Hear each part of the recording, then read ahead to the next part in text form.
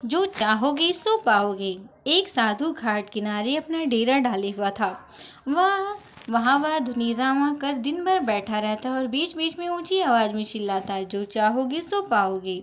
उस रास्ते से गुजरने वाले लोग उसे पागल समझते थे। वे उसकी बात सुनकर अनसुना कर देते और जो सुनते वे उस पर हंसते थे।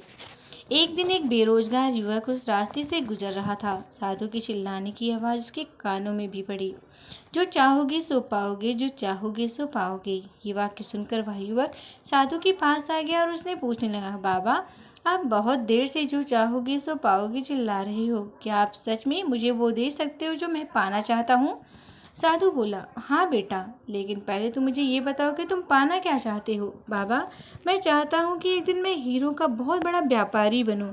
क्या आप मेरी ये इच्छा पूरी कर सकते हैं? युवक बोला, बिल्कुल बेटा, मैं तुम्हारे एक हीरा और एक मोती देता हूँ। उससे तुम जितने चाहे हीरे मोती बना लेना। साधु बोला।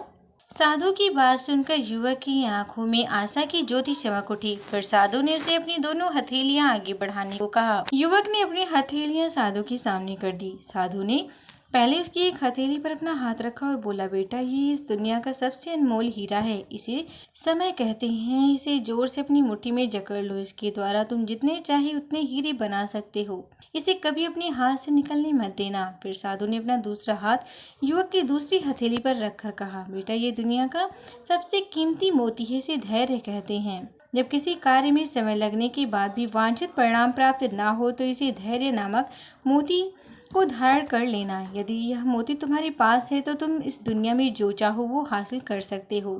युवक ने ध्यान से साधु की बात सुनी और उन्हें धन्यवाद कर वहां से चल पड़ा। उसे सफलता प्राप्ति के 2 गुरु मंत्र मिल गए थे।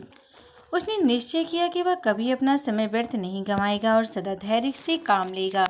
कुछ समय बाद उसने हीरे के एक बड़े व्यापारी के यहाँ काम करना प्रारंभ किया। कुछ वर्षों तक दिल लगाकर व्यवसाय कर हर गुण सीखता रहा और एक दिन अपनी मेहनत और लगन से अपना सपना साकार करते हुए हीरे का बहुत बड़ा व्यापारी बना। दोस्तों, लक्ष्य प्राप्ति के लिए सदा समय और धैर्य नाम के हीरे मोती अपने साथ रखें। अपना समय कभी व्यर्थ ना जाने दें और कठिन समय में धैर्य का दामन ना छोड़ें। सफलता अवश्य प्राप्त होगी।